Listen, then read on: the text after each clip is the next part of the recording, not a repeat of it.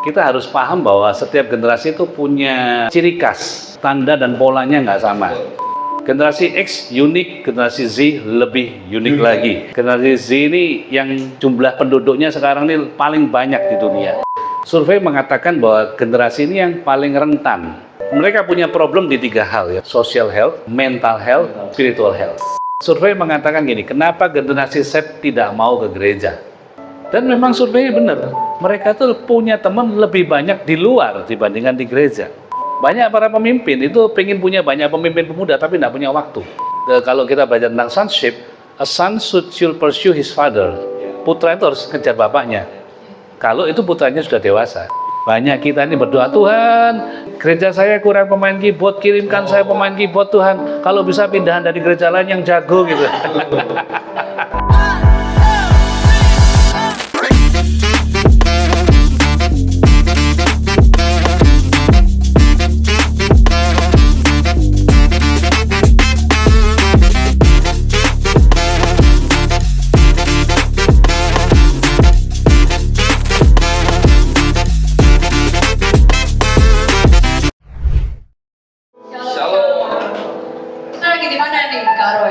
Wah, kita ini lagi di suasana yang baru ini ya. Kayaknya beda nih. Beda ini dong. Biasanya kan kita ibadah di ruang situ, tapi sekarang kita ada di Rock Cafe.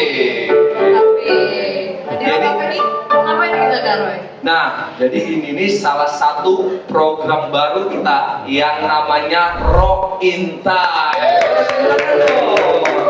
Dan kita kali ini spesial berbicara tentang generation. Yes. Dan temanya adalah Equipping Our Generation. Nah, mungkin gak usah berlama-lama lagi. Saat ini di tengah-tengah kita ada seorang narasumber yang begitu luar biasa. Beliau adalah Rock International Ministry Generation Pastor. Mungkin gak usah berlama-lama lagi, kita panggil Pastor David Limanto. Boleh kasih tepuk tangannya semua. Silakan Pastor. Silakan Pastor. Thank you semuanya. Ya. Oke. Iya, Pastor David ini berasal dari Bali ya, Pastor? Iya, jadi kebetulan memang kita stay di Bali. Saya kuliah di Bali mulai tahun 93. Wah, sudah 3. Beberapa pasti belum lahir. Belum ya? lahir ini ya. Banyak yang Oke. Sudah lahir. Ya. Oh ya, masih kecil tapi masih kecil. 93 and then ya kerja di Bali, bertobat di Bali, lahir baru di Bali, kerja di Bali, dan bonusnya nemu istri di Bali. Wah, tangan dong guys. Ya, luar biasa banget. Nah, kami ini penasaran Pastor David ya. Kenapa Pastor David itu menjadi Pastor Generation ya? Iya. Dari banyaknya tiba-tiba pelayanan luar sana, kok milihnya generasi sih? Iya. Panjang ceritanya ya, mau dengerin nggak? 2 hari 2 malam. Ada kopi soalnya. Ada kopi. Pastor, sebelum mungkin Pastor jawab, Pastor mungkin mau pesan kopi apa gitu, teman-teman juga ya yang mau pesan silakan. Oh, iya. Iya, jadi kita santai saja di sini karena ini kan obrolan kafe ya kan. Jadi kira-kira Pastor mau pesan apa? Ada americano, cappuccino, latte, dan caramel macchiato. Mau pesan apa? Saya es latte aja. Oh, latte, ice latte. Oke. Oke, silakan Pastor dijawab. Oke. Oke, ya, jadi saya percaya bahwa setiap kita itu, setiap orang yang percaya itu pasti Tuhan taruh beban dalam hatinya ya. Ya. Nah, kalau kenapa kok pelayanannya di generasi atau di anak-anak muda? Memang itu yang Tuhan taruh dalam hidup kita.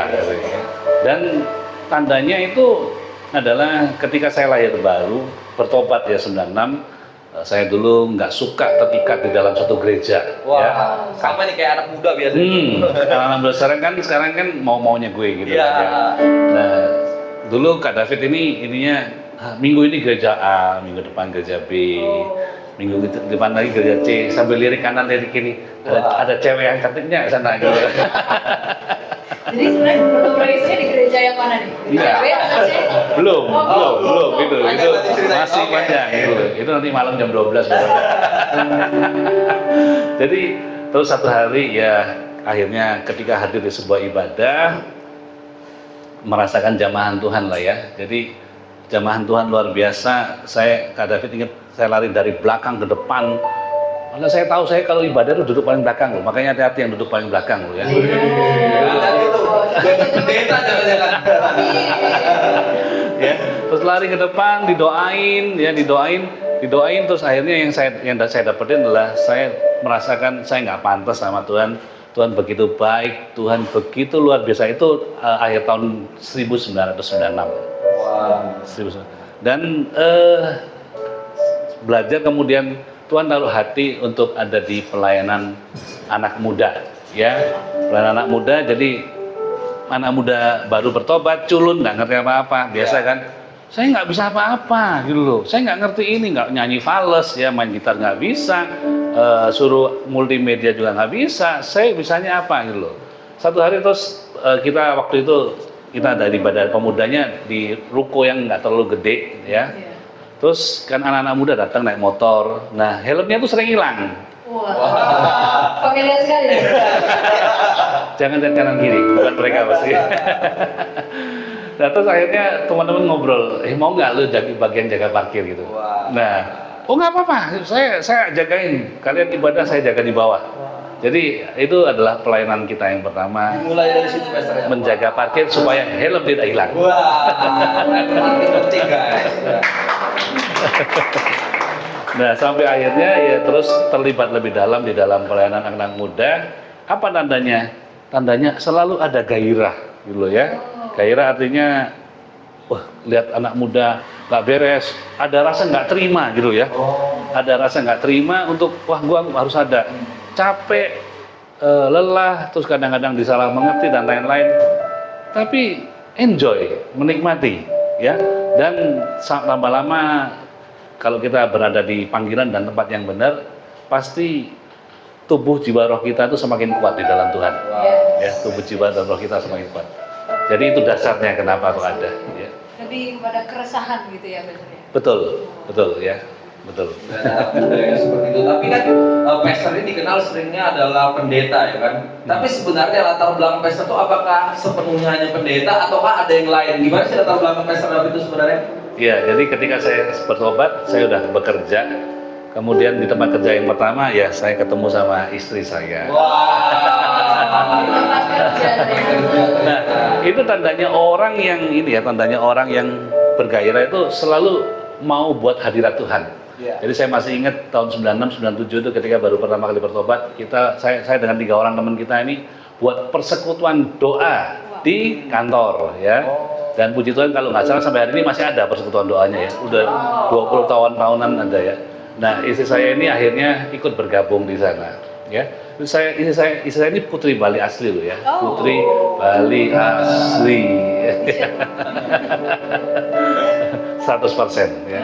Nah, dari sana terus akhirnya saya sempat bekerja 8 tahun sebagai karyawan di perusahaan sampai di posisi director di 3 perusahaan ya, jadi pindah-pindah. 2004 sampai hari ini saya punya usaha sendiri, ada beberapa usaha yang dipercayakan Tuhan sampai hari ini. Tapi tetap ya kita ini diajarin sebagai perwakilan rock ya, representative of Christ Kingdom. Salah satunya apa? Royal Priesthood. Imamat yang rajani ya. Imamat yang rajani itu artinya apa? Pada perjanjian lama itu imam itu dan raja itu dipisahkan. Ya. Imam fungsinya sebagai imam, raja sebagai raja. Imam di bait suci, raja itu mengatur pemerintahan di istana, ngatur semuanya. Nggak boleh. Ketika Saul satu hari dia bakar ukupan, Tuhan marah. Ya nggak boleh. Raja itu nggak boleh bakar ukupan. Tetapi kita puji Tuhan, kita masuk di dalam perjanjian baru.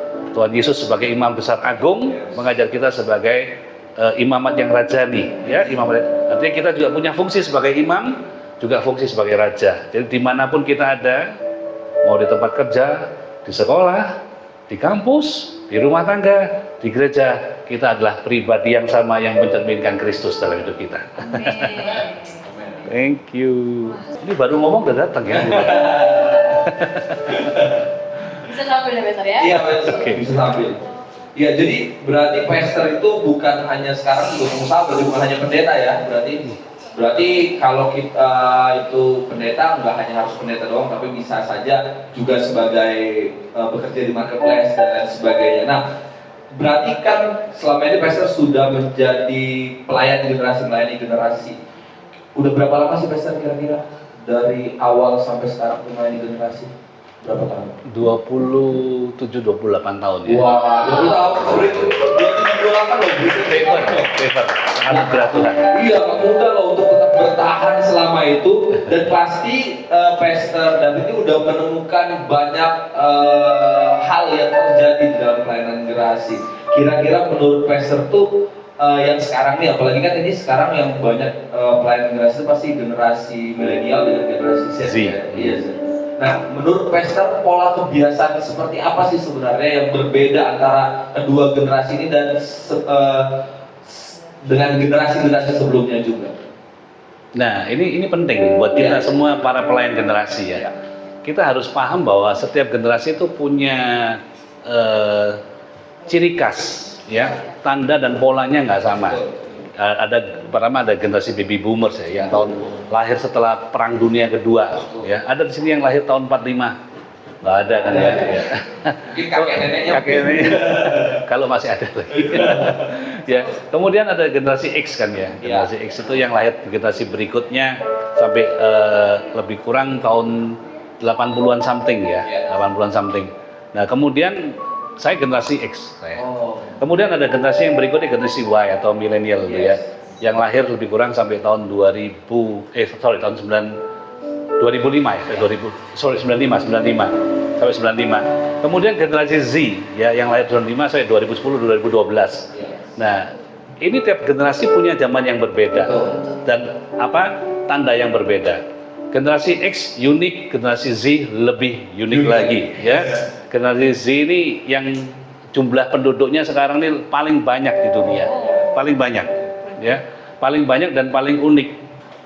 Dan maaf kata, hasil survei mengatakan bahwa generasi ini yang paling rentan. Mereka punya problem di 3 hal ya. Pertama adalah social health.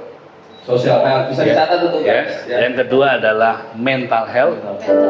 Dan yang ketiga adalah spiritual health. Nah, biasanya diadakan survei oleh McKinsey ataupun beberapa lembaga yang lain. Mereka mengatakan bahwa 3 hal ini paling rentan di dalam kehidupan generasi Z. Ya, kenapa? Coba kalau kita lihat salah satu pembunuh iman Kristen itu apa sih? Apakah karena kita dikejar-kejar orang untuk menyangkal Tuhan Yesus? Bukan. Pembunuh iman nomor 1 orang Kristen itu adalah kenyamanan. Rasa aman, semuanya tersedia, semuanya lengkap. Kita melihat bagaimana sejarah daripada pekabaran Injil di seluruh dunia. Eropa itu pernah berjaya dan sangat diberkati. Kenapa? Karena ada misionaris yang ke sana dan firman Tuhan Alkitab itu menjadi dasar di seluruh aspek kehidupan, di sekolah, di kantor, tempat kerja, university, rumah sakit, semuanya. Dan ketika dilakukan sebelum mulai mereka berdoa, mereka melakukan segala sesuatunya dengan ketulusan dan kemurnian di dalam Tuhan. Akhirnya berkat itu turun. Dan Injil diberitakan sampai kemana? Ke Amerika. Ketika Amerika melakukan hal yang sama, sekolah diberkati, negaranya diberkati luar biasa. Tapi perhatikan, ketika mereka nyaman, hidupnya sudah cukup, segala sesuatunya tersedia, iman mereka menjadi luntur dan lupa. Hari-hari ini di banyak kota di negara, bahkan di Amerika sekalipun, Alkitab mulai dihilangkan dan diganti dengan ilmu pengetahuan maupun metode-metode dan pengertian-pengertian yang baru menurut pemikiran mereka sendiri.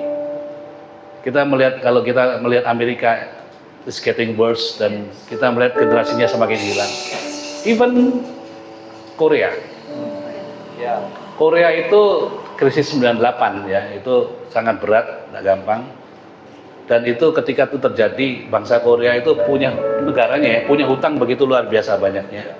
Tapi masyarakatnya luar biasa, masyarakatnya mau urunan, keluarin emasnya, keluarin untuk bayar hutang negara. Dan mereka tuh doa kepada Tuhan itu kayak orang gila. Teriak-teriak bener-bener, bahasanya itu berseru kepada Tuhan. Tuhan tolong kami, Tuhan tolong. Dan lihat, Tuhan balikkan keadaan. Korea Selatan itu sekarang menjadi salah satu negara paling maju. Coba lihat produknya apa aja. Semua produk elektronik hampir semua dari Korea. Yes. Mobil dan lain-lain, teknologi bahkan. Tapi perhatikan, ketika mulai nyaman, apa yang terjadi dengan anak-anak mudanya? Pergi ke gereja, tidak. K-pop. K-pop, ayo sama kita K-pop. Masuk ke dalam kehidupan malam. Mereka melupakan. Dan kalau ini terus jadi, Korea diambang kehancuran juga. Ya. Jadi ini tiap generasi punya ya. Nah, tadi saya singgung generasi Z ya. Generasi Z ini unik ya, unik. Mereka benar-benar lahir sudah bahasanya itu internet minded sudah ya, sudah. Mereka nggak mungkin hidup tanpa internet. Ada di sini yang sehari nggak pegang handphone, gatel rasanya ya. Bisa berantem sama mamanya loh. Bisa berantem sama mamanya gitu loh. Nah, akhirnya ya 3 hal itu. Pertama adalah mereka kehilangan sosial health-nya turun. Teman mereka itu lebih banyak di virtual dibandingkan di nyata ya. Teman IG-nya lebih banyak, Ya. lebih tektokan. Terus mereka maaf kata, akhirnya dampaknya kurang aware, kurang care sama teman-temannya. Karena buat mereka gini, ya gue lebih nyaman di sini. Mereka nggak pernah ganggu aku dan lain-lain. Bahkan akhirnya karena terlalu sering pegang media, mereka itu tidak punya pedoman yang kuat. Dalam artian gini, mereka nggak suka konfrontasi terutama tentang kebenaran ya. Jadi gini, Tuhan Yesus itu satu-satunya juru selamat. Amin. Ya, generasi saya bilang, betul Pak, saya terima. Tapi saya lihat di YouTube masih ada banyak juru selamat yang lain. Jadi Tuhan Yesus itu adalah bukan satu-satunya juru selamat, tetapi salah satunya juru selamat. Dan ketika itu terjadi, banyak masuk, mereka nggak mau ribut. Ya nggak apa-apa lah, cincai lah. Udah, mereka punya pemahaman yang berbeda, nggak apa-apa. Akhirnya yang terjadi apa? Yang terjadi adalah nilai-nilai mereka mulai bergeser. Ya. Yang kedua apa? Mental health. Coba bayangin, semuanya enak, nyaman, nggak repot, informasi tersedia, kemudahan ada, tinggal makan. Sekarang makan nggak repot ya, tinggal pencet handphone datang. Betul. Ya, mau ngelakuin apa aja tinggal pencet handphone datang semuanya. Akhirnya yang terjadi apa? Semuanya jadi mudah. Nah, dan mereka berpikir nanti kalau saya sudah selesai kerja, selesai sekolah, kerja, semuanya mudah. Nah, pada kenyataannya mereka menghadapi tantangan yang begitu berat. Akhirnya mereka dengan begitu mudah mereka give up.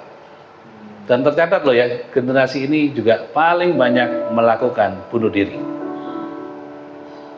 Why? Rapuh. Makanya disebut strawberry generation. Ya, looks like good from outside, ya kelihatannya bagus dari depan, tapi dalamnya rapuh. Dan yang terakhir jelas, secara spiritual. Kenapa secara spiritual? Tadi karena banyaknya pilihan dalam hidup mereka. Dan ingat, ini sebenarnya bukan hal yang baru.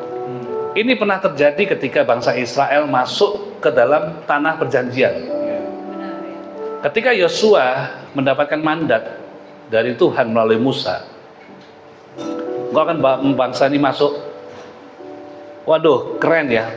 Musa itu mengalahkan 31 raja dan kerajaan. Perang menang. Cuma 1 kali kalah aja. Di kota yang kecil namanya kota Ai. Ya, karena ada 1 orang yang mengkhianati namanya Achan. Ya, dia ngambil harta jarahan, dia simpan. Tapi nggak pernah kalah, menang terus. Tetapi di dalam Yosua 24 dikatakan dengan jelas. Dia ngomong gini kepada seluruh Israel. Pilihlah kepada siapa engkau akan beribadah. Tetapi aku dan seisi rumahku, aku akan beribadah kepada Tuhan. Lo bayangin, ini masuk ke tanah perjanjian, dapat tanah warisan. Kenapa kok Yosua itu berbicara seperti itu?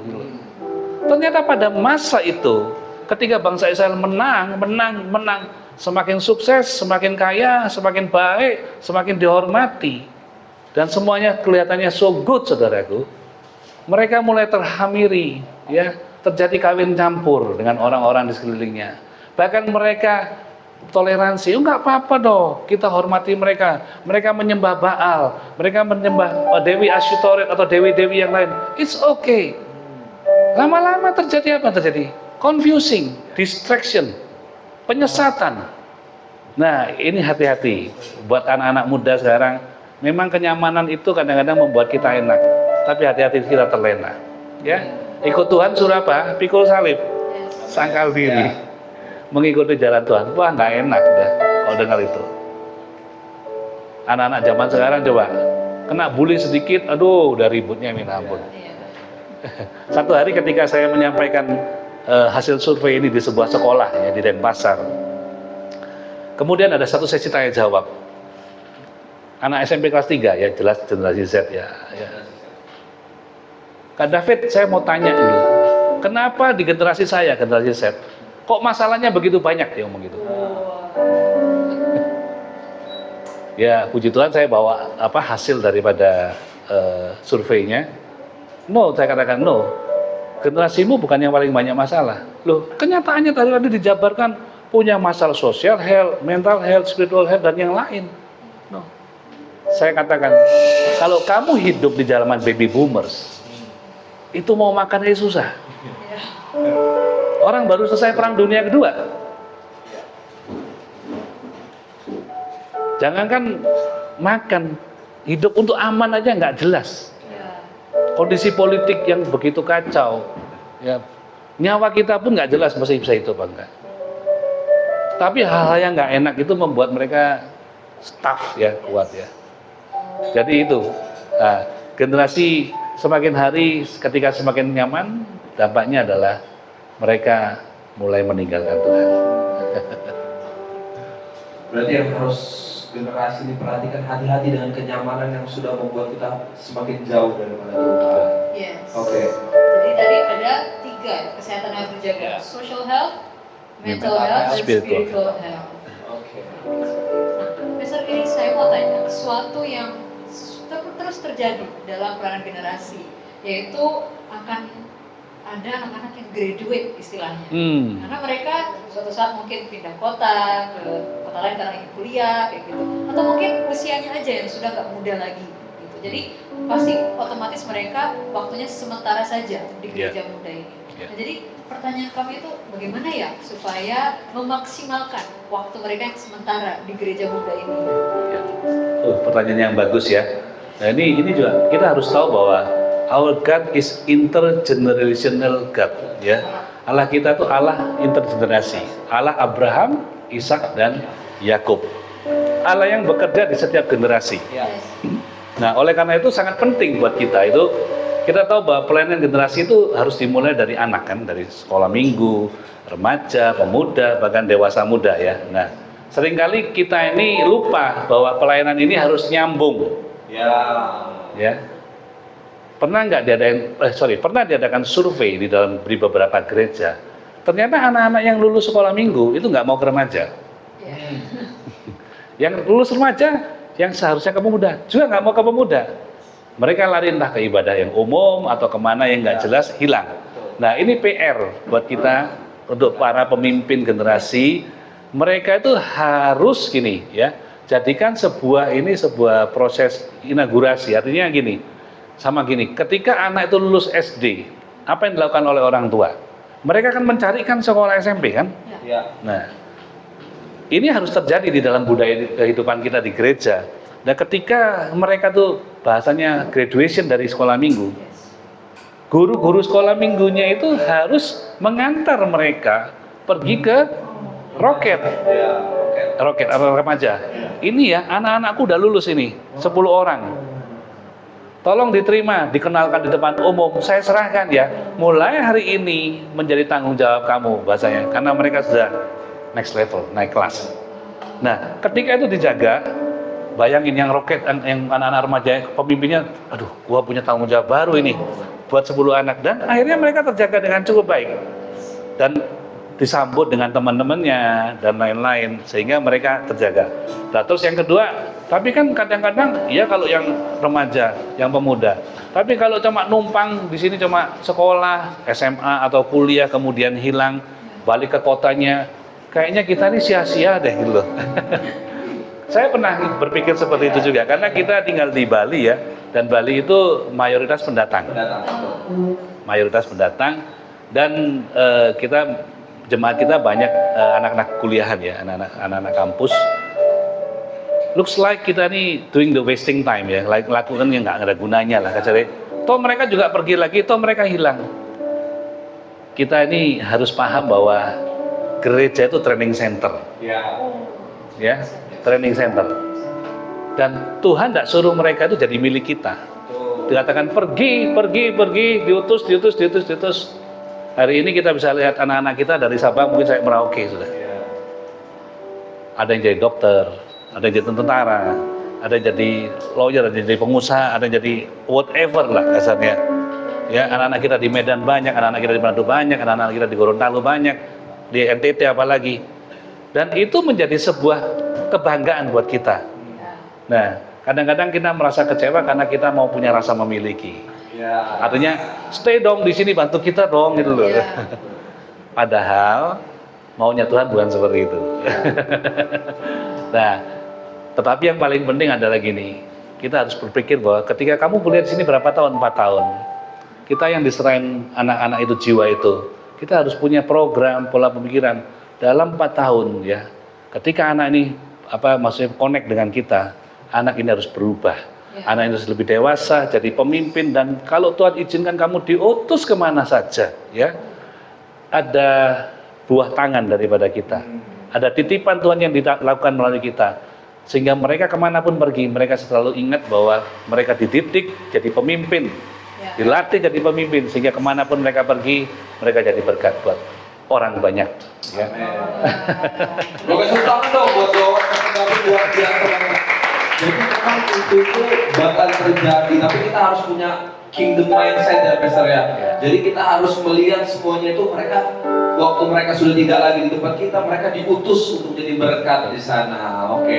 Jadi Pastor David, itu kan salah satu memang masalah dari pelayanan generasi. Nah, pasti di pengalaman Pastor David ini ada juga hal-hal seperti itu. Misalnya, ketika kan sudah berpuluh tahun nih Pastor David ada di pelayanan generasi, apa sih pernah masalah yang begitu besar yang Pastor David hadapi, yang itu tuh bisa terselesaikan dengan baik dan dampaknya itu Pastor David rasanya itu signifikan. Kira-kira boleh ceritakan Pastor David?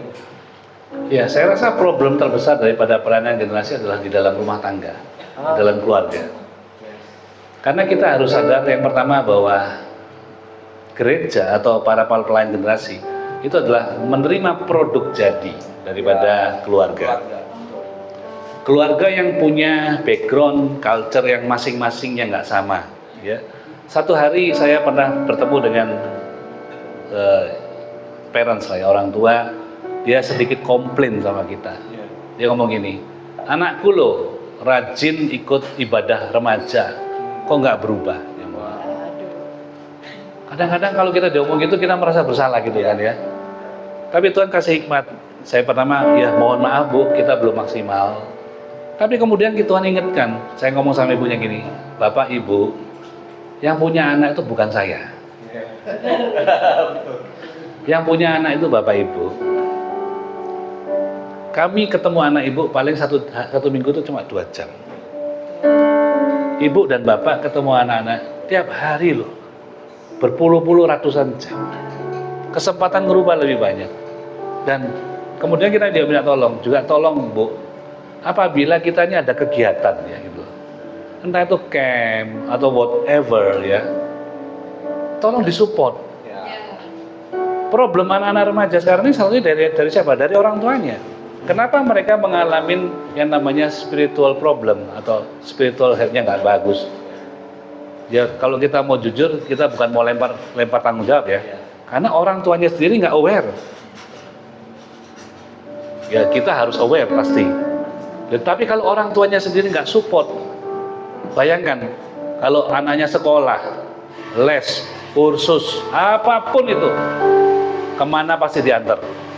Berapapun biayanya dibayar. Tapi mau nggak mereka ngantar anaknya komsel? Mau nggak mereka ngantar anaknya ibadah? Mau nggak mereka ngantar atau bayar ketika anaknya disuruh ikut camp? Nah, karena mereka menganggap gini, nggak penting ke gereja, nantilah kamu akan kenal Tuhan sendiri. Tidak. Mempersiapkan generasi ini memang tanggung jawab kita, tapi lebih lagi adalah tanggung jawab orang tua. Nah, solusinya bagaimana? Solusinya adalah kita harus selalu bekerja sama dengan orang tua. Ya. Nah, sangat penting buat kita itu selalu bekerja sama dengan orang tua. Caranya bagaimana? Nah, di ibadah, jadi program-program generasi itu tolong jangan cuma disampaikan di ibadahnya kategorial aja. Ada remaja mau ngadain acara apa, coba diumumkan di remaja. Itu harus diumumkan di ibadah umum juga. Supaya bapak-bapaknya tahu. Yang bicara, suruh anak-anak roketnya. Mari Bapak Ibu ikutkan anak ini acara ini. Acara ini anak-anak Bapak Ibu akan diajarkan A, B, C, D. Biayanya sekian. Mereka akan tahu gitu loh. Dan ketika itu terjadi, mereka merasakan dampaknya, maka akan support. Dan kalau perlu dibikinkan grup sama orang tua. Betul, orang tua dengan para pengurus. Juga nih. Sehingga komunikasi ada something itu terjadi. Bahkan itu kalau grup umum ya. Bahkan kalau anaknya ada problem di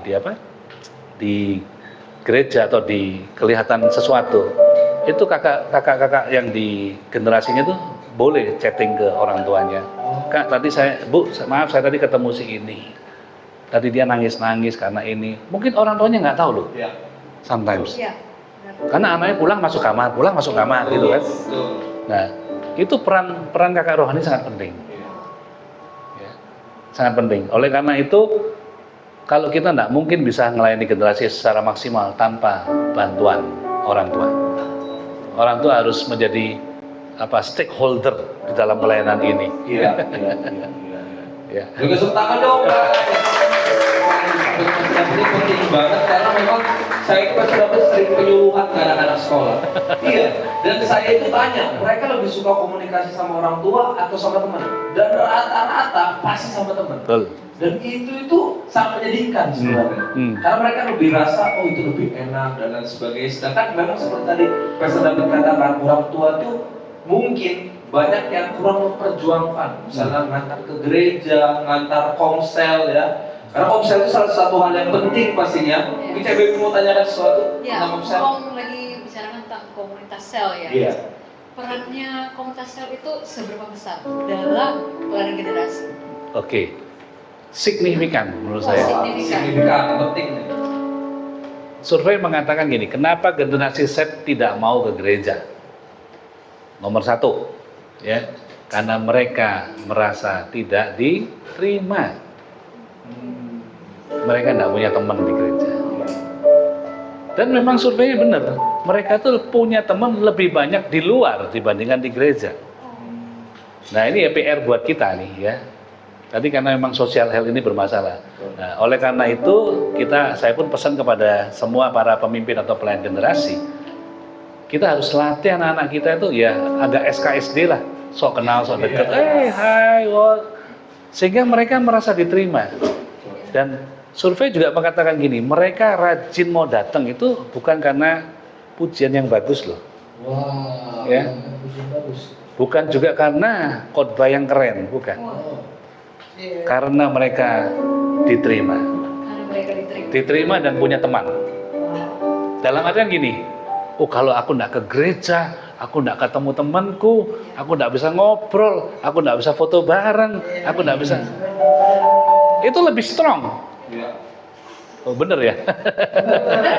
Wah, ini setuju kayaknya begitu ya. Jadi kalau dia nggak ke gereja, something lost in my life loh. Nah, itu penting. Nah, oleh karena itu kita mesti ngerubah. Mohon maaf. Ini termasuk saya. Kita ini berdosa. Karena kita ini kegiatannya cuma mikirin hari Minggu. Panggung. Lupa gitu loh. Mereka kebutuhannya bukan itu gitu loh. Latihan musik luar biasa, ini luar biasa. Tapi lupa ngajar mereka itu untuk bisa saling aware, saling care, saling doakan, saling tanya, how do you do, kamu gimana, apa yang bisa saya doakan, apa yang bisa saya bantu. Ini yang lost gitu loh. Ya. Nah, oleh karena itu salah satunya di mana? Di komsel. Komsel ini penting karena di komsel kan kelompok kecil. Iya, betul. Kan nggak mungkin siapa yang mau bersaksi, kadang-kadang malu ya di ibadah ya gitu kan. Tapi di kelompok sel saya pun ngalamin, saya banyak berubah di komsel. Di komsel mereka bisa belajar, ya, belajar dari hal yang paling kecil, berdoa, care sama temannya, bahkan bersaksi, ya kan? Tadi saya di sekolah kena marah, sama guru apa, teman-teman mungkin ketawain saya sedih, saya nangis loh. Itu kelihatannya buat kita lucu gitu kan. Tapi buat teman-teman kita yang ngalamin itu, buat dia itu I need your support gitu loh. Dan ini yang harus ditumbuhkan kepada anak-anak kita. Terus apalagi ini pulang mungkin, ayo saling doakan yuk. Nah, ini budaya yang hilang loh, ya. Budaya yang hilang loh. Coba bayangin kalau dari saling doakan dia mereka terbiasa. Lama-lama itu di dalam kehidupannya tumbuh simpati dan empati kan buat orang lain. Nah saya rasa kelompok sel ini memang nggak gampang ya ngurusin anak-anak remaja ini. Nah buat kita ini adalah kita harus latih mentor-mentor pelayan generasi ini, ya. Ciptakan sebanyak mungkin pemimpin yang mau melayani generasi. Semakin banyak ada rekan-rekan kita yang bisa melayani generasi, wah saya yakin maka dampaknya masif ya, luar biasa. Ya, jadi ya hal-hal itu tuh kita perlu perhatikan ya teman-teman. Bagaimana Komsel itu ternyata sangat strategis fungsinya, sangat penting sekali. Sepertinya Pastor David ini cukup banyak sekali ya tadi sudah menerima pertanyaan-pertanyaan dari kita. Mungkin Pastor bisa minum dulu, nggak apa-apa, santai dulu. Teman-teman juga boleh minum. Memang yang salah satu yang paling penting itu adalah Komsel ya, pelayanan generasi itu juga perlu melibatkan mentor-mentor atau pemimpin-pemimpin. Nah pasti di dalam perjalanannya itu kan nggak mudah Pastor membangun pemimpin. Betul. Ya gimana sih yang Pastor sudah jalanin itu? Gimana sih cara nge-train orang-orang yang baru mungkin untuk dia siap menjadi pemimpin? Karena semakin banyak pemimpin akan semakin banyak jiwa yang kita bisa menangkan dan juga bisa kita bantu di dalam kehidupannya. Ya. Oke. Oke, terima kasih. Ya. Saya dengan usia saya nggak mungkin saya turun ke generasi Z Betul. secara langsung. Nah itu. Ya. Iya. Oleh karena itu perlu jembatan, bridgingnya. Bridgingnya siapa? Para pemimpinnya itu, para pemimpinnya. Terus bagaimana para pemimpinnya? Apakah semua dilatih? Tidak. Pemimpin itu selalu dipilih. Dipilih. Nggak mungkin semua orang sudah jadi pemimpin. Iya. Karena memang sudah kenyataannya seperti itu. Iya. Dan firman Tuhan juga katakan dengan jelas kan, banyak yang dipanggil, sedikit yang dipilih dan lain-lain. Bagaimana caranya? Bisa dilihat secara kesehariannya. Orang yang mulai komitmen dan lain-lain, terus kemudian mereka mau bayar harga, mereka mau lakukan sesuatu. Nah, proses pembentukan atau melahirkan pemimpin ini bukan proses yang instan. Kalau kita katakan bukan proses yang instan, artinya harus dilakukan secara konsisten. Ya. Kalau kita mau tanya seberapa sering, ya kita harus ketemu dengan para pemimpin kita yang anak-anak muda. Banyak para pemimpin itu pengen punya banyak pemimpin pemuda tapi tidak punya waktu. Terus bagaimana caranya? Apakah tinggal ambil flash disk, masukkan ke kupingnya, kemudian mereka jadi pemimpin? Bukan itu caranya. Harus punya waktu. Harus punya komitmen. Ya. Kalau kita di GBI kita ada father and son relationship ya. Dibapai mereka. Dilatih gitu loh.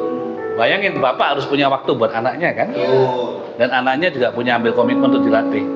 Ambil waktu, kadang-kadang kita mesti korban. Ya, memang kan kalau kita belajar tentang sonship, a son should pursue his father. Putra itu harus kejar bapaknya. Kalau itu putranya sudah dewasa.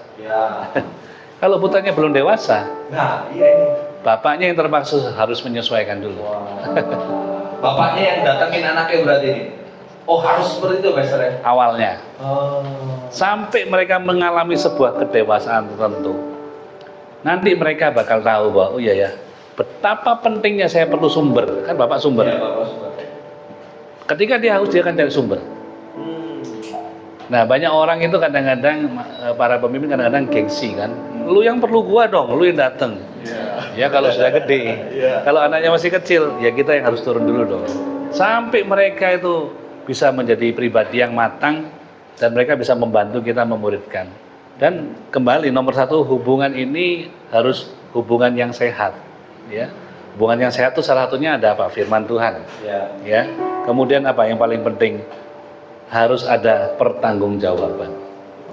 Gimana ya Mas pertanggungjawabannya? Pertanggungjawaban sama kayak anak sekolah. Mereka dapat rapot. Kamu sekolah, papa bayarin, papa anterin, kamu sekolah yang baik. Nilai rapotmu juga harus bagus kan? Artinya ada yang harus dilakukan. Gak bisa gini, kita ketemu ya, ada tugasmu adalah kamu belajar follow up si A, belajar follow up si B, belajar ini. Tapi dia nggak lakuin, nggak ada pertanggungjawabannya kan? Dan itu cuma bisa terjadi di sebuah hubungan yang hubungan yang dekat. Ya, proses pemuridan atau proses pembapaan itu harus terjadi. Di ibadah umum atau ibadah kategorial di Komsel, nggak bisa kita tuntut orang seperti itu. Tapi ketika orang itu mau jadi pemimpin, sepakat ini, saya akan siapkan waktu ngajar kamu, melatih kamu. Tapi saya juga minta kamu punya waktu atau punya kesepakatan untuk kamu mengambil tanggung jawab, kamu akan melakukan tugasmu menjadi pemimpin. Dan itu takes time, ya, takes time. Dan saya percaya, firman Tuhan katakan gini ya, ladang sudah menguning, siap untuk dituai, ya. Tetapi apa? Yang kurang, pekerjanya. Pekerja sedikit. Nah, kalau kita lihat sini, masalahnya apa sih? Masalahnya tuayan atau masalahnya di pekerja? Pekerja kan, kita sepakat ya. Kenapa kok pekerjanya sedikit? Tidak dilatih, tidak disiapkan. Berapa banyak waktu yang kita lakuin untuk persiapan hari Minggu? Sangat banyak. Iya, betul.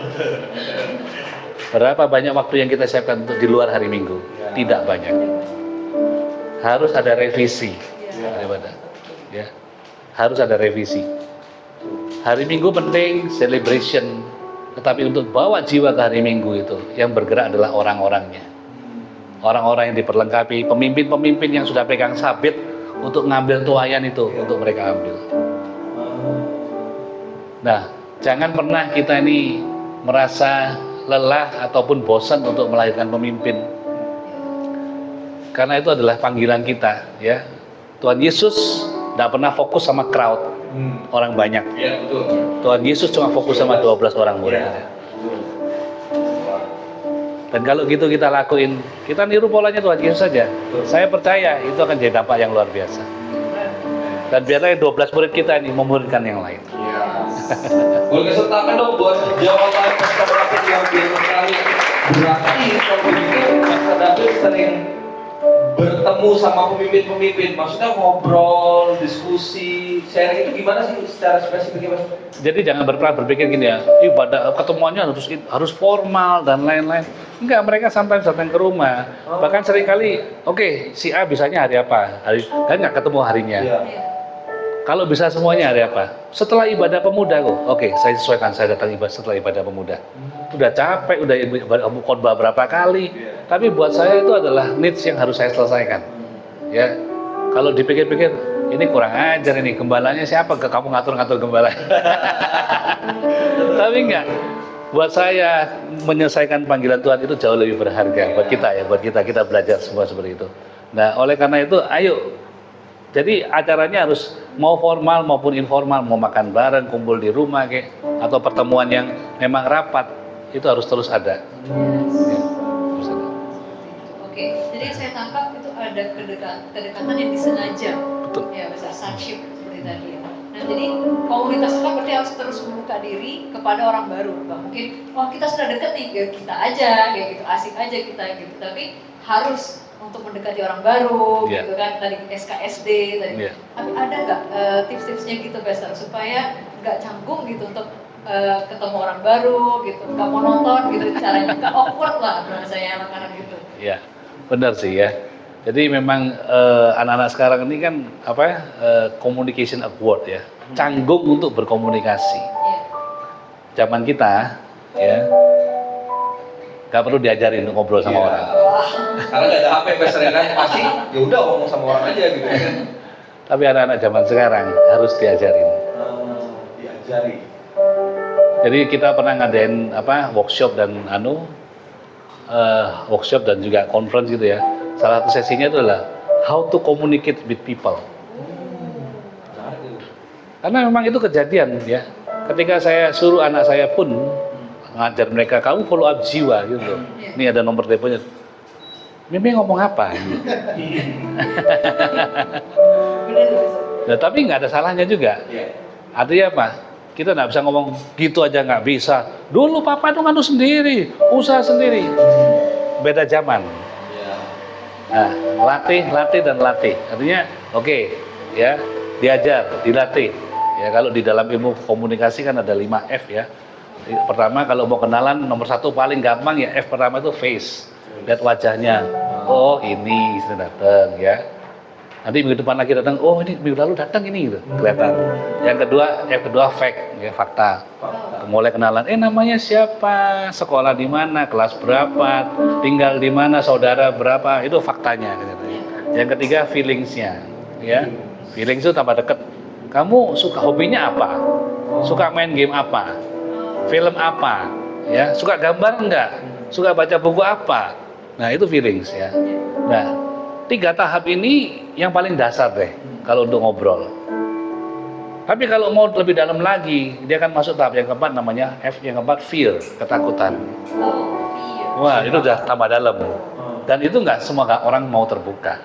Kalau nggak punya hubungan ya.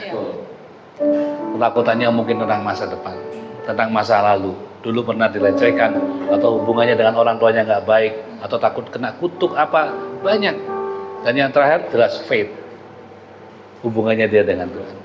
Nah, secara umum kalau kita bisa ngajar dia di 1, 2, 3 aja itu sangat bagus menurut saya. Bagaimana caranya? Ya diajar di kelas.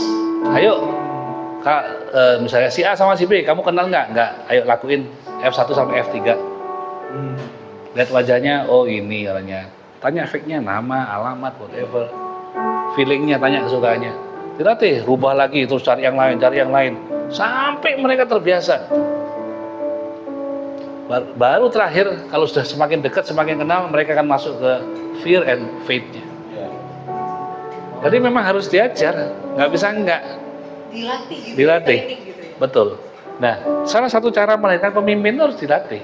Satu hari saya punya kesempatan untuk berbicara di para hamba Tuhan ya, hamba Tuhan yang senior, pendeta-pendetanya, untuk sharing tentang pelayanan pemuda generasi ya. Kemudian dibikin data, oke, apa kebutuhan Anda tentang pelayanan generasi? Saya nggak punya song leader, nggak punya pemain keyboard, nggak punya pemain musik, nggak punya singer, nggak punya bagian media, nggak punya bagian ini, pokoknya macam-macam lengkap, dia tulis semua gitu kan. Ada belasan kebutuhan di gereja saya gitu loh. Kemudian saya cuma tanya satu hal kepada mereka, apakah Bapak Ibu pernah melatih mereka? Jawabannya tidak pernah. Banyak kita ini berdoa, Tuhan kirim gereja saya kurang pemain keyboard, kirimkan saya pemain keyboard Tuhan, kalau bisa pindahan dari gereja lain yang jago gitu. Itu kesalahan fatal gitu. Pemimpin dilatih. Oleh karena itu para pemimpin kita kalau di gereja kita kurang apa, ayo diajar. Gereja kita kurang pengkhotbah kok, pengkhotbah yang muda-muda, lo diajari cara khotbahnya nggak pernah. Kita mikir, dulu saya belajar sendiri, saya bikin nyiapin sendiri, saya doa 7 hari 7 malam tanya Tuhan. Iya kamu, generasi sekarang nggak seperti itu gitu. Ya ini saya sharing yang kita lakukan ya. Kalau kita ngelatih adik-adik kita untuk khotbah dia, selalu saya minta gini, oke, mana PowerPoint-nya? Kamu presentasi depan saya dulu. Bisa diterapkan ini, siap semua. Nah, terus setelah presentasi kita kalau ada koreksi saya koreksi. Oke, tambahin ayat ini atau kamu kepanjangan di sini. Contohmu nggak relevan atau whatever, ya. Hari H dia sharing di mimbar, turun mimbar dia tanya, bagaimana Go hari ini? Kita kasih masukan, intonasinya terlalu datar, terlalu berdele-dele, ngomongnya kepanjangan. Poin ini kamu udah bagus, apa? Itu kan dilakukan sekali, 2 kali, 3 kali, 4 kali, udah jadi jago nih dia. Kalau nggak di mentoring gimana? Tiba-tiba bim salah bim abrakadabra, jago. Nggak mungkin dulu. Pemain keyboard kita berapa tahun belajar keyboard? Wah, ini Lama kan? Bersuhu kan makanya. Pasti ada yang latih juga. Nggak mungkin langsung tiba-tiba lahir bisa main keyboard gitu kan? Nah, kita perlu pemahaman seperti itu. Nah, kalau memang nanti misalnya, Ko David di tempat kita ini kurang ini, ya komunikasikan dengan gembalanya. Saya yakin gembala setempat pasti Kalau itu jadi jawaban, pasti mau disupport deh. Iya. Kalau perlu dibayarin kursusnya. Iya. Kalau emang diperlukan tuh ya. Wong alat sudah lengkap kok. Tuh. Semua sudah ada, tinggal cari SDM-nya aja kan. Oh berarti itu sampai banget ya semua pelayan-pelayan yang bukan hanya misalnya pokoknya pemain musik mungkin, kalau WR, worship leader atau multimedia itu benar-benar dipersiapin seperti itu Pak Ustaz? Kita buat training musik, sekolah musik kita buat. Ya, keyboard, bass, drum, gitar, vokal kita buat. Dulu kita nggak punya song leader. Song leader harus pinjam sana, pinjam sini, nggak punya pemain keyboard. Lama-lama ini masalahnya di mana sih kok saya nggak punya gitu loh. Tuhan ingetin, kamu maunya enak aja, ngelatih nggak mau gitu kan. Maunya cuma bacak aja. Bertobat. Ayo saya panggil rekan-rekan kita yang lulusan sarjana musik, mau nggak kita bikin sejarah samping? Apa kok? Ayo kita bikin kursus. Di mana? Di gereja. Alat saya siapin. Gak usah bayar kamu sama gereja, ya. Tapi suruh bayar mereka. Ya, bayar 300.000 sebulan. Seluruh pembayarannya kamu ambil buat kamu. Tapi saya minta kamu ngelatih anak-anak gereja. 3 bulan kita lakukan. 2 orang lulus bisa main di mana? Di sekolah minggu. Sudah. Sekolah minggu kita nggak punya pemain keyboard. 2 orang kita bawa ke sekolah minggu. Dan ketika kita kenalkan 2 orang ini sudah lulus sekolah keyboard level dasar dan sudah bisa ngiringin lagu-lagu sekolah minggu. Mulai minggu depan silakan bertugas dan dibikin jadwal. Jawaban guru-gurunya apa? Puji Tuhan, doa kami dijawab Tuhan. Nanti persiapan dulu. Dan memang harus seperti itu gitu. Iya. Nah, pertumbuhan itu seringkali gini, ada 2 hal yang menyebabkan pertumbuhan. Pertama terjadi pembiaran. Ya lu belajar sendiri dong. Ya, usaha gitu loh. Jangan mau gampangan. Maunya gitu kan? Iya. Tapi yang kedua itu harus disengaja. Disengaja ya gini, ya kita harus bikin program dan fokus ini. Jangan melebar kemana-mana udah gitu loh. Nah, betul, Pastor, luar biasa sekali. Boleh kasih tangan sekali lagi buat Pastor. Saya banyak sekali dapat pencerahan-pencerahan mau dicatat, tapi nggak bisa nanti kita tonton tayangannya pastinya lagi. Nah, Pastor, jadi kan memang sebenarnya pelayanan generasi ini agak tricky ya kan. Kita di satu sisi harus asik, tapi di satu sisi juga kita harus mengembangkan nilai-nilai yang ada. Itu gimana sih Profesor David selama ini membangun hal yang demikian kira-kira? Karena kan kalau mereka hanya diajarin misalnya nilai-nilai terus, lama-lama mereka nggak seru ini komunitasnya ini, serius banget. Sedangkan anak muda ini kan daya tariknya tuh kadang-kadang seringkali ya masih hal-hal yang seru-seru. Gimana Profesor David? Ya. Oke, ya betul ini karena generasi apalagi khususnya generasi Z ya, generasi Z ini kita nggak bisa paksa mereka dalam keadaan yang seperti boring dan lain-lain. Tapi jangan salah satu survei itu mengatakan gini, mereka tuh mau stay di gereja karena mereka melihat ada kejelasan tentang pertumbuhan rohani. Kejelasan. Nah, kejelasan pertumbuhan rohani gini, bukan ya kan hari Minggu udah dengar firman, kan sudah ikut komsel, enggak? Aku pengen tahu ini achievement-nya apa tahun ini buat saya gitu loh. Gue akan belajar apa? Ya. Misalnya dia praktek tentang kasih. Nah, generasi Z ini unik.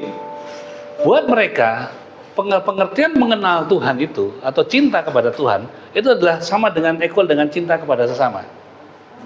Nah, dia bakal konslet ketika lihat kakak rohaninya gini, lu ngomong harus mengasihi, tapi tadi gua lihat lu bentak itu jemaat. Itu buat dia langsung sudah menolak dia udah. Di mana kasihmu gitu? Lu ngomong kita suruh ngasih Tuhan, tapi maaf kata lu buang sampah sembarangan. Sampahnya lu buang nggak masuk di lubang sampah, lu tinggal gitu aja. Buat mereka itu sudah nggak nyaman sudah. Nah, itu adalah salah satu bentuk buat mereka itu adalah aku mengasihi Tuhan, kamu harus lakukan, kamu mengasihi sesama. Nah, kita nggak bisa pungkiri, memang harus di combine. Kadang-kadang ada games or whatever ya yang sesuai dengan anugerah mereka. Tetapi kembali kebenaran firman Tuhan itu ketika dibagikan, saya yakin percaya yang sesuai dengan bobotnya dan umur mereka ya. Aletheia, firman Tuhan katakan bahwa ketika kebenaran itu akan memerdekakan mereka. Ya. Pak, tapi masih remaja, ya kasih firman sesuai anak-anak remaja. Dan jangan sampai terlalu ruwet lah pakai bahasa asli tetek bengek, nggak nyantol masih gitu loh ya. Nanti itu ya. Tapi hal yang simpel. Dan saya gitu ya. Komunikatif dan praktek penting. Contohnya, ayo minggu ini kita praktekasi menolong sesama. Kamu tiap orang kasih PR. Kamu nolong sesamamu di mana? Di sekolah. Aku besok mau beliin dia minuman deh, atau aku mau beliin dia kue, atau bawain dia makanan. Atau kalau aku nggak bisa, aku cuma bisa berdoa buat mereka. Selama 1 minggu ini aku akan doa. Itu praktek sudah langsung. Doing something yang memang sesuai firman Tuhan. Kelihatannya kan, oh cuma gitu aja. Enggak, mereka harus diajar seperti itu. Kelihatannya nggak signifikan ya, tetapi buat mereka itu worth it banget. Jadi itu perannya yang harus disengaja lakukan di gereja ya. Betul. Jadi harus dilibatkan sampai dengan melakukan ya Pastor ya. Ya. Jadi sebelum mungkin CBB untuk mau menanyakan lagi, teman-teman nanti kita berikan kesempatan untuk teman-teman bertanya. Jadi teman-teman bisa persiapkan pertanyaan 1-2 orang, mungkin nanti Pastor David langsung menjawab. Silakan CBB. Lebih dari 2 orang juga Iya, boleh. Kalau ada waktunya, ada nggak waktunya? Oke, CBB dulu ya mau kasih pertanyaan. Kalau misalnya case-nya begini Pastor, ada anak, dia ini ingin banget mengajak sesamanya gitu untuk kenal Tuhan, tapi mereka tidak menunjukkan sama sekali keinginan gitu, kayak mereka skeptis tentang hal-hal yang rohani.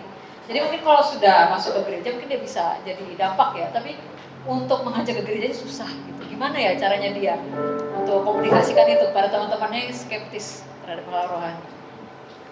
Kalau kita mau jujur ya, semua yang kita ini dibawa ke gereja, pertama kebanyakan karena teman kan ya.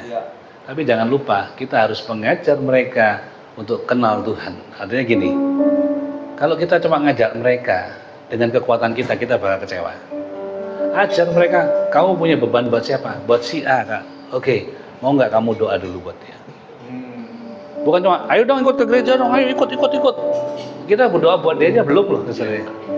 Terus Tuhan nanti tolong ketika berdoa, ketika saya ngobrol sama dia, Roh Kudus tolong pimpin, lembutkan hatinya. Udah ngomong ditolak, kecewa kan? Nah, diajar, baru 1 kali kena tolak ini gitu loh. Kalau emang dari Tuhan kan pasti akan terjadi gitu loh. Diajar tuh tekun, nggak apa-apa, nanti ajak lagi. Nah, lama-lama ketika orang itu melihat kasih, ya kasih itu kan menutupi banyak pelanggaran. Bukan cuma ngajak tok loh, tiba-tiba orang temennya sedih, susah. Kamu kenapa? Tadi aku dimarahin mamaku, gini-gini. Padahal aku nggak salah. Boleh nggak aku doa buat kamu gitu loh? Ya. Doanya simpel mungkin ya, Tuhan. Berdoa buat temanku, hatinya sedih, Roh Kudus hibur, sehingga tenang. Mungkin dia cuma bisa nangis temennya gitu kan. Tapi dia merasakan kelegaan. Dan satu demi satu ketika kasih terus diberikan, gak ada orang yang bisa nolak kasih. Gak ada. Dan saya percaya cuma tinggal tunggu waktu. Ya, Tinggal tunggu waktu aja. Jadi dari kehadiran, nanti Tuhan yang beri kesempatannya, kapan nih bisa masuk gitu ya. Oke, tepuk tangan dong guys. Jadi kesempatan teman-teman untuk bertanya, boleh yang mau bertanya angkat tangan. 1 orang dulu ya. Siapa yang mau bertanya ada? Oke. Silakan bangkit berdiri dong biar saya dapat lihat. Halo. Boleh tepuk tangan. Ganteng ini kalau bangkit. Oke, perkenalan, nama saya Syahrul Joshua Syahrul Arifin. Jadi saya ingin bertanya nih sebagai anak muda yang sering bergaul di luar sana gitu. Nah, kadang-kala kita kan nggak bisa pilih-pilih teman. Beragam teman itu ada di kita gitu. Jadi di situasi ketika ada perdebatan kepercayaan, perdebatan agama, konteksnya itu di kalangan anak muda. Nah, saya sebagai anak Kristen yang memiliki tugas amanat tanggung, apakah saya ini perdebatan itu dengan tujuan menginjili bahasanya? Apakah saya harus tidak meladeni itu? Nah, itu sebenarnya situasi yang sangat sedikit dilematis. Karena kalau kita ladeni takutnya blunder gitu, malah kita yang diserang bahasanya dan sebagainya. Nah, situasi seperti itu baiknya seperti apa? Terima kasih. Iya, silakan Pastor. Gimana? Oke. firman Tuhan kan bukan untuk diperdebatkan. Iya, Ya. betul. Kita nggak mungkin ngobrol dengan orang yang berbeda keyakinan dalam frekuensi yang sama. Nah, Dipaksa-paksa gimana pun nggak mungkin nyantol, ya kan? Ya sudah, kamu percaya itu, saya percaya ini iman saya, ya. Dan kita nggak perlu berdebat, ya nanti kita lihat buahnya saja daripada hasil pertobatan kita masing-masing, ya. Tapi tetap kita doakan orang itu, dan one day mungkin kita akan ketemu dia lagi dengan pribadi yang berbeda. Dan saya percaya nggak ada yang sanggup lah ketika Tuhan yang bekerja, Yes. nggak ada, ya. Tapi jangan pernah kita terjebak di dalam sebuah perdebatan yang nggak ada untungnya. Otot-ototan merasa paling benar dan lain-lain. Udahlah, lihat buahnya saja, ya. Dan kalau mereka sampai ngomong ini ngomong itu, ya biarin aja, gitu. Karena emang keyakinannya mereka seperti itu. Ya kan ada yang percaya bumi datar, ya udah biarin aja. Mau dia ngapain kita ribut dulu loh. Ya meskipun kamu ajak puter-puter keliling dan lihat bumi bulat, ya dia ngomong tetap aja ngomong datar. Ya nggak apa-apa, ya sudah gitu loh. Nah, kita kan nggak perlu ikut gila juga gitu. iya. Ya ketemu orang gila jangan ikut gila, ya kita tetap waras saja. Gitu. Ya gitu saja. Ya, boleh kasih tangan dong. Oke. Ada lagi yang mau bertanya? Boleh angkat tangan? Ada? Oke, silakan. Kakak yang cantik di sana, boleh perkenalkan namanya dan pertanyaannya. Oke, shalom. Shalom. Ya, perkenalkan saya Dinda Suci Parmatasari. Terima kasih buat kesempatannya. Saya mau bertanya nih, Pastor. Di zaman sekarang ini kan pastinya dalam pelayanan generasi banyak tantangan yang beragam ya. Dan pastinya kita juga dituntut untuk menjadi relevan gitu. Yang menjadi pertanyaannya, bagaimana cara Pastor David memunculkan ide-ide yang relevan dalam pelayanan generasi saat ini? Mungkin ditanya Pastor. Thank you. Oke, gimana untuk relevan buat generasi? Boleh kasih tangan dulu, jangan ya? Oke, silakan Pastor David. Ya kalau tanya saya bingung juga. Artinya gini, bingung. Kok bikin acara apa? Saya juga bingung ya. Nah seharusnya yang tahu tuh anak-anaknya, Nah, ya anak-anaknya. Dah kita ini seringkali bikin survei. Mau bikin apa, temanya apa, lempar aja ke floor ke mereka. Karena itu kebutuhannya mereka kan. Nah, kita sebagai fasilitator ya kita tinggal ramu saja. Sebagai contoh, yuk kita mau buat apa? Nah, menurut kalian ini para pemimpin kumpul ya, kita bikin apa yang nyambung? Nah, kalau saya yang ngomong, generasi saya generasi X. Saya kan berpikir dengan generasi X ini. Kalau di praktek kan nggak cocok sebenarnya. Biarin mereka. Terus ketika saya lihat, it's okay ya, bagus. ya. Tapi kalau nggak cocok, ini ada bisa contohnya adain Halloween nggak bisa gitu loh, nggak cocok gitu. Nah itu tugas saya. Tapi ada hal-hal yang kita bikin ini kok, bikin acara apa, bagus ya. Saya rasa kadang-kadang antara orang yang lebih senior dengan yang di bawah cuma beda cara saja. Ya, dan itu seringkali ribut aja. Biarin aja dengan mereka berkreasi dengan caranya, sepanjang tidak keluar daripada kebenaran firman Tuhan. Ya. Dan kita sebagai pemimpin dasarnya tidak boleh idealis juga. Gak bisa caraku paling benar, belum tentu. Jadi bagaimana supaya kreatif? Saya yakin anak-anak zaman sekarang jauh lebih kreatif. Minta masukan sama mereka, dirangkum, bikin sesuai dengan kemasannya, sesuai dengan yang menjawab kebutuhan itu. Ya, thank you. Ya. Oke, boleh kasih tahu dong untuk pertanyaan dan jawaban. Jadi memang perlu juga mungkin pemimpin untuk menanyakan ya, memberikan kuesioner mungkin itu apa saja sih yang perlu dilakukan, karena memang kalau relevanan itu pasti yang pada saat itulah yang mengalami yang bisa mengerti hal-hal yang relevan buat mereka ya Mas. Oke, selanjutnya Bibi ada pertanyaan lagi? Nah, pertanyaan ini mungkin tadi agak nyambung dengan yang di awal-awal ya, terkait dengan media dan yang lain-lain. Karena sekarang tuh begitu banyak ide-ide yang disebarkan. Seperti itu kebenaran kayak gitu, tapi itu bisa menyesatkan anak-anak muda besar. Nah, bagaimana caranya mereka tuh bisa diproteksi gitu? Apakah nggak boleh lihat HP atau apakah di blok aja sampai seperti itu? Bagaimana ya caranya? Nah, ini memang problem ya. Artinya gini, kita melihat kan juga ya banyak sekali, maaf kata, sekarang di medsos orang-orang yang asal ngomong. Ya, termasuk ngomong tentang kebenaran firman Tuhan atau Alkitab. Dan setelah kita lihat, ini tambah lama tambah ngawur ini. Dan ke kanan ke kiri. Nah, itu pentingnya mentor. Pentingnya mentor ya. Bahkan firman Tuhan katakan dengan jelas, Rasul Paulus pesan katakan gini, kamu memang punya ribuan guru dalam Kristus, tetapi akulah yang menjadi bapakmu. Ya, guru sama bapak beda loh. Guru just transfer of knowledge. Tapi father itu transfer of life. Transfer kehidupannya. Nah, itu penting. Setiap harapan saya adalah setiap jemaat maupun anak-anak itu punya mentor, kakak rohani yang menjaga mereka bahasanya. Nah, ketika mereka lihat di media, waduh ini kok kayaknya bener ya, mereka punya tempat untuk bertanya. Kalau mereka tidak punya tempat untuk bertanya, dia telan itu sebagai kebenaran itu. Wah, ini kebenaran nomor 2 selain tadi Kristus sebagai penyelamat. Dia lihat lagi yang lain, ini kebenaran nomor 3. Sampai dia nemukan banyak kebenaran. Konslet.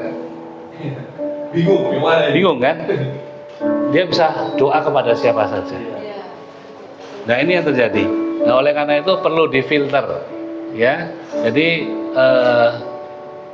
kadang-kadang untuk seorang mentor itu kadang-kadang memang harus turun ke bawah untuk lebih aktif ya. Nggak capek, Pak? Ya capek juga. Tapi itu tugasnya Tuhan kan gitu. Bahasanya kalau sudah Tuhan suruh kita, ya lakukan. Kalau kita nggak mau, Tuhan akan suruh orang lain malah nanti. Oke. Nah, Pastor David, ini mungkin kita akan sebentar lagi nih akan selesai. Ini pertanyaan terakhir nih. Sebelum nanti pastinya kita minta Pastor David untuk closing statement apa yang mau dibagikan buat teman-teman di sini maupun teman-teman yang menonton. Tapi sebelum itu semua, ini ada pertanyaan terakhir. Ini kan tadi kita sudah ngomong generasi, pelayan generasi dan lain sebagainya. Banyak hal yang juga Pastor David bagikan. Nah, ini terakhir. Sebenarnya menurut Pastor David, pelayanan generasi itu ukuran keberhasilannya itu seperti apa sih? Oke, ya. Ukuran keberhasilan pelayanan generasi ada 3 dosa generasi. 1 itu jelas tidak menghormati generasi di atasnya. Yang kedua tidak melayani generasinya. Dan yang ketiga tidak mempersiapkan generasi berikutnya. Ukuran kesuksesan seorang pelayan generasi, yang pertama, dia respect generasi di atasnya. Kepada bapak rohani, bapak jasmani, bapak surgawi hubungannya baik semua. Yang kedua, dia melayani generasinya, like David, seperti Raja Daud. Ya. Dia berkorban, dia ambil tanggung jawab, dia bayar harga, dan yang terakhir, dia punya komitmen untuk prepare the next generation lebih baik. Entah itu adiknya, entah dia kalau punya anak, entah orang-orang sekelilingnya yang lebih muda daripada dia. Kalau dia bisa lakuin itu, berkat generasi itu turun. Berkat generasi itu turun dalam kehidupan kita. Ya. Wow, luar biasa sekali. Dan ini kita ada di akhir, jadi Pastor David akan memberikan closing statement.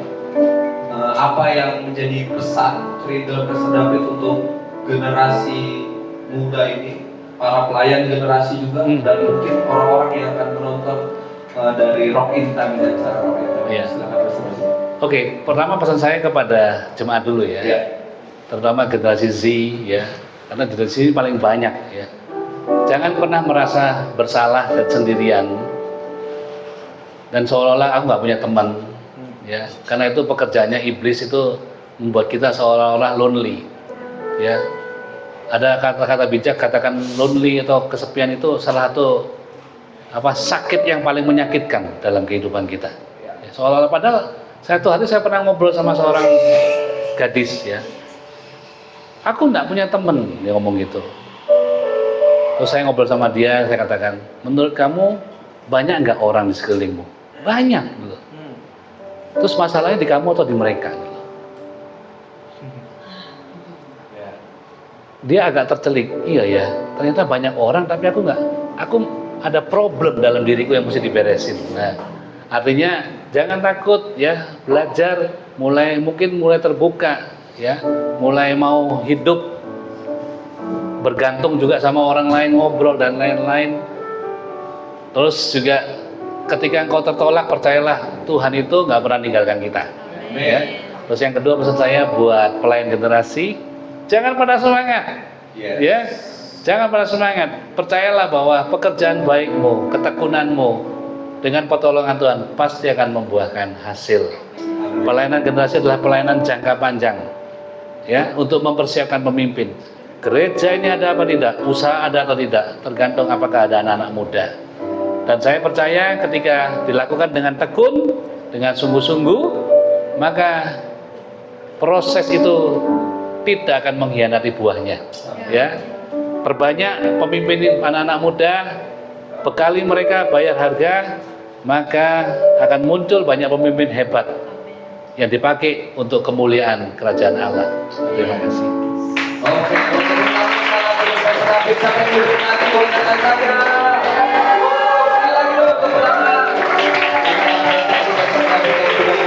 Banyak hal malam hari ini ya. Pastinya nanti teman-teman juga bisa nonton kembali program Rock in Time ini ada di mana di channel YouTube-nya Rock Samarinda. Di situ nanti kita bisa belajar lagi hal-hal yang sudah disampaikan karena memang pelayanan generasi ini penting sekali. Karena apa? Karena memang gereja ada apabila generasi itu diperhatikan. Iya. Jadi kalau tanpa kita perhatikan generasi maka gereja akan hilang dengan sendirinya karena tidak memuridkan. Gitu. Jadi inilah pentingnya kita sebagai orang-orang yang dipercayakan Tuhan di generasi ini, sebagaimana tadi Pastor David juga sudah bilang, seperti Daud dia melayani Tuhan dalam generasinya. Itu yang membuat kita hari ini sehingga kita bisa percaya sama Tuhan dan kenal Tuhan secara pribadi. Sekali lagi boleh kasih tepuk tangan buat Pastor David, apresiasi buat segala sesuatu yang sudah dibagikan. Thank you Pastor David. Semoga kita bertemu lagi di waktu-waktu mendatang.